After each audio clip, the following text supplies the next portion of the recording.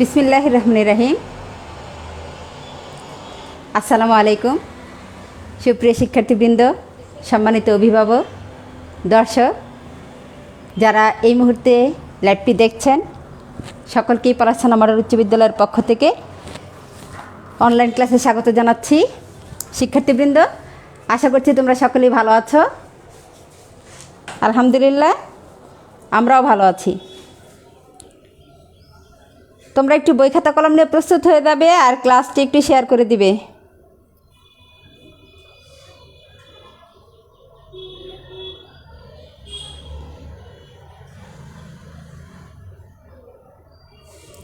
আজকে আমরা যথারীতি ক্লাস নিচ্ছিলাম বাংলা দ্বিতীয় পত্র বিষয়ের নবম দশম শ্রেণীর।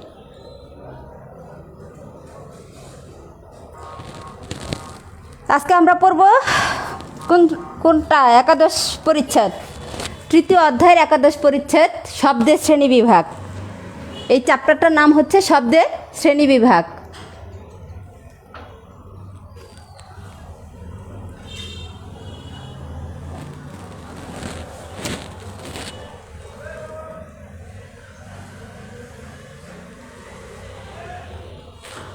তো চলো আমরা ক্লাসটা শুরু করি। শব্দ কাকে বলে এটা সকলেই জানো, তাই না? কয়েকটি ধ্বনি বা ধ্বনি সমষ্টি পাশাপাশি বসে যদি কোনো অর্থ প্রকাশ করে তাহলে তাকে শব্দ বলে। তো শব্দকে বিভিন্ন শ্রেণীতে ভাগ করা হয়েছে। যেমন শব্দ উৎসমূলক ভাগে ভাগ করা হয়েছে, গঠনমূলক ভাগে ভাগ করা হয়েছে, আবার হচ্ছে অর্থমূলক ভাগেও কি ভাগ করা হয়েছে। উৎসমূলকভাবে ভাগ করা হয়েছে 5 ভাগে। কয় ভাগে? 5 ভাগে। তৎসম, অর্ধতৎসম, তদ্ভব, দেশি এবং বিদেশি। এইটার শ্রেণীবিন্যাসটা আছে তোমাদের শব্দ ভাণ্ডারে, সেখানে আমরা পড়ব। এটা উৎসমূলকভাবে আলোচনা করা হয়েছে।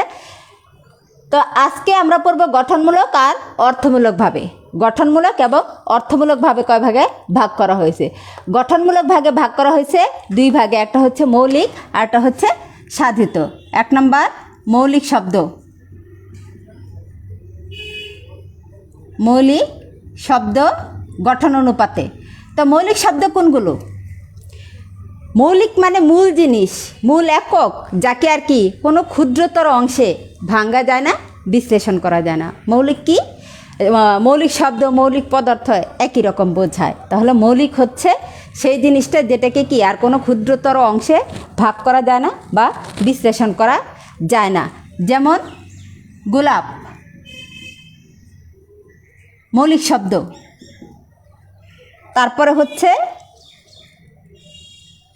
লাল মৌলিক শব্দ, আরও আছে নাক ইত্যাদি। তাহলে মৌলিক শব্দ কি? যে শব্দগুলিকে কি আর কোনো ক্ষুদ্রতর অংশে ভাগ করা যায় না, সেটাই হচ্ছে ভাগ করা যায় না বা বিশ্লেষণ করা যায় না, সেটাই হচ্ছে মৌলিক শব্দ। গঠনমূলক ভাগে 2 ভাগে ভাগ করা হচ্ছে। একটা হচ্ছে মৌলিক শব্দ, আরেকটা হচ্ছে সাধিত শব্দ। 2 নম্বর হচ্ছে সাধিত শব্দ।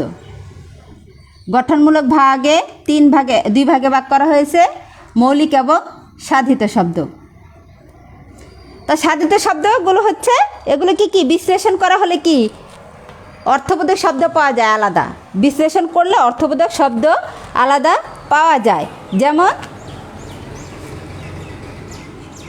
চাঁদমুখ। চাঁদমুখ কি? চাঁদের মতো মুখ। চাঁদমুখ চাঁদের মতো মুখ। তারপর হচ্ছে চলন্ত, চলযোগ অন্ত, এই যে চলন্ত। বিশ্লেষণ করলে কি চল, একটা চল অর্থ পাওয়া যায়। তারপরে আরও আছে নীলাকাশ, নীল যে আকাশ। তারপরে হচ্ছে ডুবুরি, ডুবযুগ, উড়ি। মানে সাধিত শব্দগুলোকে কি ভাঙলে ভাঙা যায়, বিশ্লেষণ করা যায় এবং এগুলো কি আলাদা অর্থ প্রকাশ পায়। যেমন প্রত্যয়, সমাস ইত্যাদিমূলক শব্দগুলোই হচ্ছে কি সাধিত শব্দ। তাহলে গঠনমূলক ভাবে কয় ভাগে ভাগ করা হয়েছে? 2 ভাগে। কি? একটা হচ্ছে মৌলিক শব্দ, একটা হচ্ছে সাধিত শব্দ। এখন আমরা যাব অর্থমূলক ভাগে কয় ভাগে ভাগ করা হয়েছে শব্দগুলোকে। শব্দের অর্থানুসারে অর্থের দিকে লক্ষ্য রেখে কয় ভাগে ভাগ করা হয়েছে? সেটা হচ্ছে 3 ভাগে ভাগ করা হয়েছে, অর্থমূলকভাবে 3 ভাগে। প্রথমে হচ্ছে যৌগিক শব্দ। যৌগিক শব্দ, যৌগিক শব্দের ব্যুৎপত্তিগত এবং ব্যবহারিক অর্থ একই থাকে, মানে এটার ব্যুৎপত্তিগত এবং ব্যবহারিক অর্থ একই থাকে। উদাহরণ দিলে একটু বুঝতে পারবা। যেমন গায়ক একটা শব্দ, গায়ক, এটাকে বিশ্লেষণ করলে আমরা পাই গই যোগ নক বা অক, গায়ক। তাহলে গায়ক হচ্ছে গই, মানে যে গান করে, হ্যাঁ, যে গান করে সেটাই কি বোঝায়। আবার গায়ক মানে কি গান করা, গান করাকেই বোঝানো হয়েছে, যে গান করে, একই রকম অর্থ। তারপরে দেখো কর্তব্য, এটাকে বিশ্লেষণ করলে আমরা কি পাই? ক্রি যোগ তব্য, ক্রি যোগ তব্য, কর্তব্য।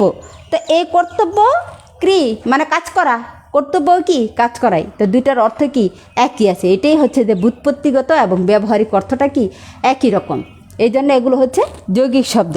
তারপরে আবার দেখো মধুর,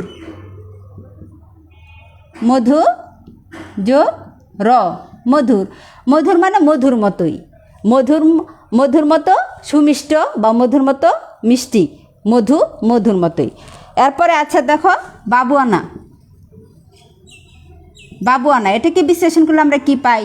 বাবু যোগ আনা মানে বাবুর মতো ভাব, বাবুয়ানা মানে হচ্ছে বাবুর মতো ভাব। তাহলে এটা কি? এগুলো হচ্ছে ব্যুৎপত্তি এবং ব্যবহারিক অর্থ একই, মানে দুইটার অর্থই কি তুমি যেভাবে ভাঙ্গ বিশ্লেষণ করা এবং এটার উৎপত্তিগতভাবে যেভাবে হোক, এগুলো কি একই রকম অর্থ থাকে। তারপরে আছে আরেকটা দেখো দৌহিত্র, দৌহিত্র মানে দুহিতা কন্যা, দুহিতার নাতি, হ্যাঁ, কন্যার পুত্র। দুহিতা অর্থ হচ্ছে কন্যা, দুহিতার পুত্র, দুহিতা দৌহিত্র। তাহলে দুহিতা কন্যা, কন্যার পুত্রকে কি দৌহিত্র বলা হয়। তাহলে এটার অর্থ কি আমরা দেখতে পাই এক। তাহলে এই উদাহরণগুলো যদি আমরা মনে রাখি, আমরা কি এটা বুঝতে পারবো। গায়ক ব্যুৎপত্তিগত এবং ব্যবহারিক অর্থ একই আছে, কর্তব্য এবং এটাকে বিশ্লেষণ করলে আমরা পাই ক্রিযুক্তব্য, কর্তব্য, কাজ করা, কাজ একই বোঝায়। মধু মধুর মতো, তারপরে বাবুয়ানা বাবুর, বাবুর মতো, বাবুর মতো ভাব, আর দৌহিত্র দুহিতার কন্যা। এই গেল আমাদের যৌগিক শব্দ। তারপরেরটাতে যাচ্ছি, দেখো রূঢ়ি শব্দ। রূঢ়ি শব্দ কাকে বলে? প্রত্যয় ও উপসর্গ যুগে গঠিত হয়। এগুলো মূল শব্দের অনুগামী না হয়ে কি অন্য অর্থ জ্ঞাপন করে, অন্য অর্থ প্রকাশ করে। প্রত্যয় এবং উপসর্গ যুগে হয়ে থাকে এই শব্দগুলো, এগুলো নিজের অর্থের অনুগামী না হয়ে অন্য অর্থ প্রকাশ করে। এটার উদাহরণগুলো একটু দেখি আমরা, তাহলে কি সহজে বুঝতে পারবো। রূঢ়ি শব্দ, রূঢ়ি শব্দ,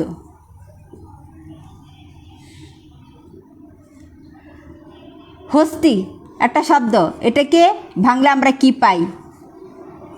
হস্ত যোগ ইন, হস্তি। হস্তিটা বললে আমরা কি বুঝি? হস্তি বলতে আমরা কি বুঝি? হাতি, হাতি, হস্তি মানে হাতি। আর এইখানে হস্ত মানে কি? হাত, হাত, হাতকে বোঝায়। তাহলে এখানে হাতকে বোঝায়, আর এটা হচ্ছে কি হস্তি, এখানে হাতিকে বুঝিয়েছে। হাত, হাতা বা হাত জাতীয় কোনো কিছুকে না বুঝে এখানে কি আরেকটা অর্থ প্রকাশ করেছে। এই যে আমরা প্রত্যয় উপসর্গ যুগে মূল শব্দের অনুগামী না হয়ে অন্য একটা অর্থ জ্ঞাপন করেছে, তাহলে এটা হচ্ছে রূঢ়ি শব্দ। তারপরে আরেকটা দেখো গবেষণা। গবেষণা শব্দটাকে আমরা বাংলা দুই ভাগেই দেখাচ্ছি, প্রথমে শব্দ তারপরে বিশ্লেষণ। গবেষণাকে বাংলা আমরা কি পাই? গুজ এষণা, এটা হচ্ছে সন্ধির নিয়মে, সন্ধি নিয়মে গবেষণা, গুজ এষণা। তো গো শব্দের অর্থ হচ্ছে কি গরু, এসনা মানে খোঁজা, গরু খোঁজা। তো এখানে কি গরু খোঁজাকে বুঝিয়েছে গবেষণা বলতে? না, গবেষণা বলতে কোনো বিষয় নিয়ে কি বিশদভাবে পর্যবেক্ষণ করাকে বোঝানো হয়েছে এখানে গবেষণা। যে কোনো বিষয় নিয়ে কি বিশদ গভীরভাবে কি পর্যবেক্ষণ করা। আর গো এসনা হচ্ছে গরু খোঁজা, তাহলে কি এই শব্দের সঙ্গে কি এটার অর্থের কোনো মিল নেই, এটা হচ্ছে রুড়ি শব্দ। আরও আছে দেখো বাঁশি। বাঁশি শব্দটাকে আমরা বাংলা কি পাই? বাঁশি সমান বাঁশ যোগ ই, হ্যাঁ বাঁশি। এখন ই প্রত্যয় যুগে এটা হয়েছে বাঁশ যোগ বাঁশ ই, এটাকে ভাঙলে আমরা বাঁশ যোগ ই। তা এটা কি বাঁশ হচ্ছে বাঁশ দিয়ে তৈরি যে কোনো কিছুকে এই কি বাঁশি বলবো আমরা। কিন্তু এখানে বাঁশি বলতে আমরা কি বুঝি? বাঁশি বলতে আমরা বুঝি বাদ্যযন্ত্র, তাই না? বাঁশি বলতে আমরা বুঝি বাঁশ দিয়ে তৈরি কোনো কিছুকে বাঁশি বলা উচিত, কিন্তু এখানে বাঁশি বলতে আমরা কেবলমাত্র বুঝি বাদ্যযন্ত্রকেই বোঝানো হয়। যে বাঁশি বাজে ওই মধুর লগনে, বাঁশি বাজে ওই মধুর লগনে। তাহলে এখানে বাঁশি কি বাদ্যযন্ত্র, বাঁশি বাঁশের তৈরি কোনো কিছু না, বাঁশের তৈরি কোনো কিছু না বুঝিয়ে এখানে বাদ্যযন্ত্রকে বোঝানো হয়েছে। তারপরে দেখো আরেকটা, প্রবীণ শব্দটাকে বিশ্লেষণ করলে আমরা কি পাই? প্রবীণ, প্রবীণ, তাই না? প্রবীণ মানে হচ্ছে কি প্রকৃষ্ট রূপে, প্রকৃষ্ট রূপে বীণ মানে বীণা যে বাজাতে পারে তাকেই বোঝানো উচিত। প্রবীণ মানে প্রকৃষ্ট রূপে যে বীণা বাজাতে পারে তাকে বোঝানো উচিত। কিন্তু প্রবীণ বলতে আমরা কি বুঝি? প্রবীণ বলতে আমরা বুঝি বয়স্ক লোকদেরকে কি প্রবীণ বলা হয়, যাদের বয়স বেশি তাদেরকে কি আমরা প্রবীণ বলি। তাহলে এখানে প্রকৃষ্ট রূপে বীণা বাজাতে পারে এটার সাথে কি কোনো সম্পর্কই নাই। তাহলে রুড়ি শব্দগুলো কি প্রত্যয় এবং উপসর্গ যুগে এগুলো গঠিত হয় এবং আবার সন্ধি নিয়মনও হয়ে থাকে, কিন্তু এগুলো ওই অর্থ প্রকাশ না করে কি অন্য একটা অর্থ প্রকাশ করে, অন্য একটা অর্থ প্রকাশ করে, সেটা হচ্ছে রুড়ি শব্দ। তো সর্বশেষ যেটা আমি আলোচনা করব সেটা হচ্ছে যোগরূঢ় শব্দ। অর্থানুসারে 3 ভাগে ভাগ করা হয়েছে, সর্বশেষ হচ্ছে যোগরূঢ় শব্দ।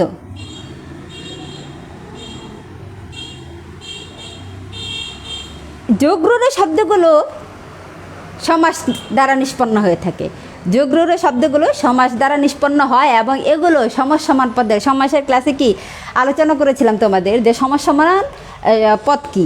তো সমাস দ্বারা নিষ্পন্ন হয় এবং সমাস সমান পদগুলোর অনুগামী না হয়ে কি অন্য একটা অর্থ প্রকাশ করে, সমাস সমান পদগুলোর কোনোটারই অনুগামী না হয়ে অন্য একটা অর্থ প্রকাশ করে। শব্দের শ্রেণী বিভাগটা একটু সহজই, গত ক্লাসগুলোতে যেরকম তোমরা প্রত্যয় প্রকৃতি এগুলো নিয়ে আলোচনা করেছিলে, একটু কঠিন বিষয়, তো এটা থেকে কি এটা একটু সহজ। তো যোগরূঢ় শব্দ কাকে বলবো? সমাস নিষ্পন্ন, সমাস দ্বারা নিষ্পন্ন শব্দ এবং সমাস সমান পদের অর্থ অনুগামী না হয়ে অন্য একটা অর্থ প্রকাশ করে, সমান সমান পদের অনুগামী না হয়ে অন্য একটা অর্থ প্রকাশ করে। যেমন আমরা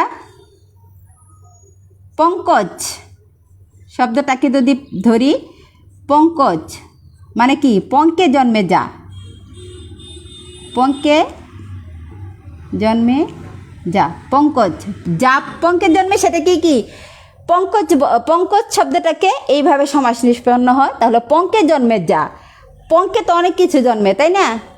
শালুক জন্মে, শাপলা জন্মে, মানে কাদা, পঙ্ক মানে হচ্ছে কাদা, কাদায় যা জন্মে সেটাই। কিন্তু পঙ্কজ বলতে কি আমরা শুধুই পদ্ম ফুলকে বুঝে থাকি, পদ্ম ফুল। পঙ্কজ মানে পদ্ম ফুল, এখানে শাপলা শালুক বা পদ্ম ফুল আলাদা না বুঝিয়ে শুধুমাত্র পঙ্কজ বলতে পদ্ম ফুলকে বোঝানো হয়েছে। এদের নিয়ে বলেছে যে এখানে কোনোটার অর্থে কি এইগুলো হচ্ছে সমসমান পদ, সমসমান পদগুলোর কোনোটার অর্থ না বুঝিয়ে অন্য একটা অর্থ বুঝিয়েছে, অন্য অর্থে অনুগামী হয়েছে। এদের নিয়ে পঙ্কজ অন্য অর্থ একটাই পদ্মফুল, পঙ্কজ হচ্ছে পদ্মফুলকে বোঝানো হয়েছে। আরেকটা দেখি আমরা উদাহরণ। রাজপুত, এটাকে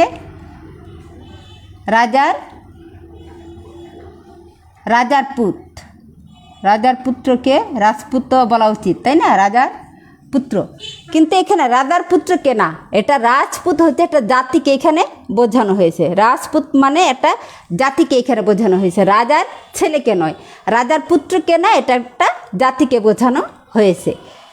তেমনি করে আমরা পাই মহাযাত্রা। কি হবে এটা? মহা সমারোহে যে যাত্রা,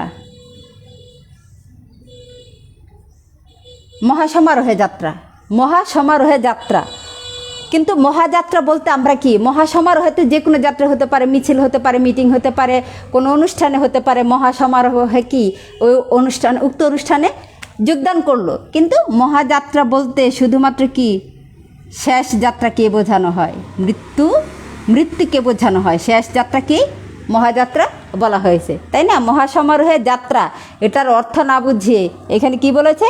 শেষ যাত্রা, মানে মৃত্যুকে বোঝানো হয়েছে মহাযাত্রা দিয়ে।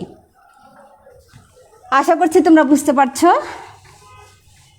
আরেকটা উদাহরণ দিচ্ছি আমি, দেখো যুগ্রুর শব্দের জলধি।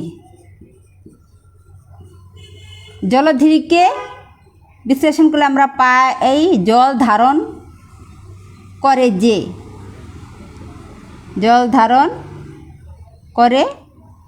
যে, জলধি। কিন্তু জলধি বলতে কি সমুদ্রকে বোঝানো হয়েছে, সাগর সমুদ্রকে বোঝানো হয়েছে জলধি। জল ধারণ করে যে, জল ধারণ তো যে কোনো কিছুই করতে পারে, তাই না? পুকুর হতে পারে, খাল বিল, পুকুর, নদী, নালা হতে পারে। কিন্তু এখানে কি জলধি বলতে শুধুমাত্র সমুদ্রকে কি বোঝানো হয়েছে, সমুদ্র অর্থেই কি এটাকে বোঝানো হয়েছে জলধি। তাহলে শিক্ষার্থীবৃন্দ, আজকে এই পর্যন্তই আমরা শব্দের শ্রেণী বিভাগ নিয়ে আলোচনা করলাম। শব্দকে আবার একটু রিভার্স করে দিচ্ছি। শব্দকে বিভিন্ন ভাগে ভাগ করা হয়েছে, উৎসমূলক, অর্থমূলক এবং গঠনমূলক। উৎস অনুসারে ভাগ করা হয়েছে 5টি ভাগে: তৎসম, অর্ধতৎসম, তদ্ভব, দেশি, বিদেশি। এগুলো বিভিন্ন ক্লাসেই কি আমরা আলোচনা করেছি, তোমাদের নিশ্চয় মনে আছে। তারপরে হচ্ছে গঠনমূলক, 2 ভাগে ভাগ করা হয়েছে। একটা হচ্ছে মৌলিক শব্দ, একটা হচ্ছে সাধিত শব্দ। গঠনমূলক 2 ভাগে, একটা মৌলিক, একটা সাধিত। মৌলিক শব্দগুলোকে কি ভাঙা যায় না, বিশ্লেষণ করা যায় না, যেমন গোলাপ, নাক, লাল ইত্যাদি। আবার সাধিত শব্দগুলো, এগুলো বিশ্লেষণ করলে আলাদা একটা অর্থ প্রকাশ পায়, সেগুলো হচ্ছে কি সাধিত শব্দ, যেমন চলযোগন্ত, চলন্ত। তারপরে অর্থানুসারে ভাগ করা হয়েছে 3 ভাগে। কি কি? যৌগিক শব্দ, রুঢ়ি শব্দ, যুগ্রুর শব্দ। যৌগিক শব্দগুলো হচ্ছে যেগুলোর কি ব্যুৎপত্তিগত এবং ব্যবহারিক অর্থ কি একই রকম, এগুলো যেভাবে উৎপত্তি হয়ে থাকে শব্দগুলোর, কিন্তু এগুলোর অর্থে মিল আছে দুটার সঙ্গেই। আর রুঢ়ি শব্দগুলো কি প্রত্যয় এবং উপসর্গ যুগে হয়ে থাকে এবং এগুলো মূল শব্দের অনুগামী না হয়ে অন্য একটা অর্থ প্রকাশ করে, যেমন হস্তি, গবেষণা, বাসি, প্রবীণ। এগুলো কি উদাহরণগুলো মনে থাকলে তোমাদের কোন শব্দ সেটা মনে থাকবে। সর্বশেষ হচ্ছে আমাদের যুগ্রুর শব্দ। যুগ্রুর শব্দ কোনগুলো? যেগুলো কি সমাসের মাধ্যমে নিষ্পন্ন হয়, সমাসমান পদগুলোর অর্থ প্রকাশ করে না, প্রকাশ করে অন্য আরেকটা নতুন একটা অর্থ ধারণ করে। সমাসমান পদগুলোর অনুগামী না হয়ে নতুন একটা অর্থ ধারণ করে, যেগুলোর উদাহরণ এখানে দিয়েছি এতক্ষণ। পঙ্কজ, পঙ্কে জন্মে যা, কিন্তু সেটা পঙ্কজ মানে পদ্মই। তারপর রাজপুত, রাজার পুত, সেটা নয়, রাজপুত হচ্ছে একটা জাতি। মহাযাত্রা হচ্ছে শেষ যাত্রা, মহাসমারোহে যাত্রা নয়। আর জলধি, জল ধারণ করে যে কোনো কিছু, নদী, নালা, খাল, বিল সব কিছুতেই জল থাকে, কিন্তু সেটা না বলে কি বোঝানো হয়েছে শুধুমাত্র সমুদ্র। কি এই হচ্ছে আমাদের যুগ্রুর শব্দ। তাহলে শিক্ষার্থীবৃন্দ, আজকে এই পর্যন্তই। পরবর্তী ক্লাসে ব্যাকরণকে আরেকটু সহজ করে কীভাবে তোমাদের সামনে তুলে ধরা যায় তারই চেষ্টা করে যাচ্ছি। তো পরবর্তী ক্লাসে আবার নতুন কোনো টপিক নিয়ে দেখা হবে। নতুন কোনো না, আমরা ধারাবাহিকভাবেই যাচ্ছি। এরপরে হয়তো আমরা পদ প্রকরণ পড়ব। তো আগামী ক্লাসে সেটা নিয়ে আলোচনা করব। সে পর্যন্ত সকলে ভালো থাকো, সুস্থ থাকো এবং নিরাপদে থাকো। আল্লাহ হাফেজ।